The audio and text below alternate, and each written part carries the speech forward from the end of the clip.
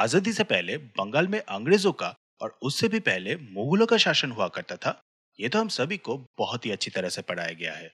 लेकिन अगर आपको पूछा जाए उससे भी पहले का इतिहास, तो हम सभी अपना सर पकड़ लेते हैं।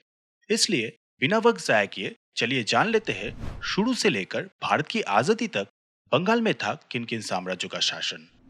सबसे पहले तो प्राचीन काल में बंगाल बटा हुआ था छोटे छोटे प्रदेशों में, जिन्हें कहा जाता था जनपद।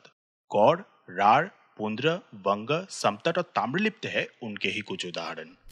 ईसा पूर्व छठी सदी में अंग प्रदेश की हार के कारण वर्तमान पश्चिम बंगाल का कुछ हिस्सा चला गया था हरियंक राजवंश के हाथों, जिसके संस्थापक थे राजा बिम्बिसार।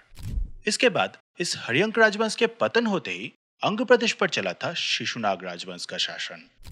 पहली बार बंगाल को एक साथ जोड़ा गया था नंद वंश के संस्थापक महापद्मनंद के समय में।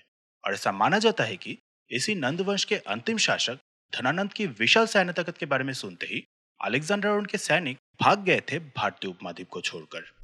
लेकिन विरासत में मिले इस विशाल साम्राज्य को ज्यादा दिनों तक संभाल नहीं पाए थे धनानंद। अलेक्जेंडर और राजा पुरुषोत्तम के बीच युद्ध के दौरान तक्षशिला विश्वविद्यालय के महान अध्यापक चाणक्य मगध पहुंचे थे राजा धनानंद को राजी करने के लिए, ताकि वो राजा पुरुषोत्तम की सहायता करके भारतीय उपमहाद्वीप की रक्षा करे पहाड़ी आक्रमणकारियों के हाथों से। पर अफसोस, अपमानित होकर उन्हें वापस लौटना पड़ा था।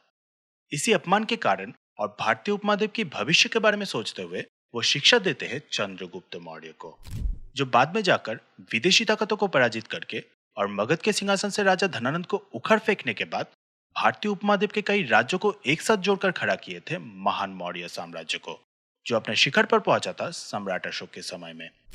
पर अफसोस, इस विशाल मौर्य साम्राज्य का पतन हुआ था अंतिम मौर्य शासक बृहद्रथ के खुद के ही सेनापति पुष्यमित्र शुंग के हाथों, जिसके फलस्वरूप बंगाल में शुरू हो गया था शुंग साम्राज्य का शासन।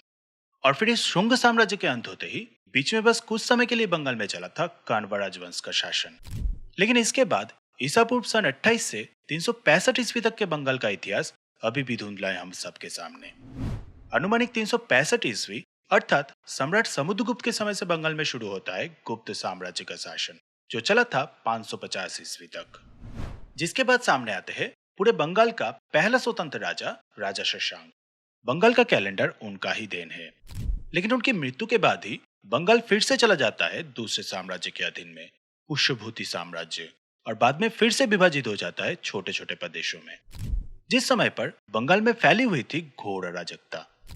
लगभग 100 सालों तक ऐसा ही चलने के बाद राजा गोपाल के द्वारा आखिरकार बंगाल में स्थापित होता है बंगाल का पहला वंशानुगत शासन पाल राजवंश, जो लंबा चला था 400 सालों तक। बंगाल के इतिहास में स्वर्ण युग कहा जाता है इसी समय को। पाल राजवंश के बाद बंगाल में फिर शासन करता है सेन राजवंश, और इस सेन वंश के राजा लखन सेन के समय पर ही बंगाल में आगमन होता है बख्तियार खिलजी की। शुरू होता है बंगाल में सुल्तानी शासन। इसके बाद बंगाल कभी दिल्ली सल्तनत के अधीन में, तो कभी आजाद बंगाल सल्तनत, जिसके बाद मुगल और फिर अंग्रेज।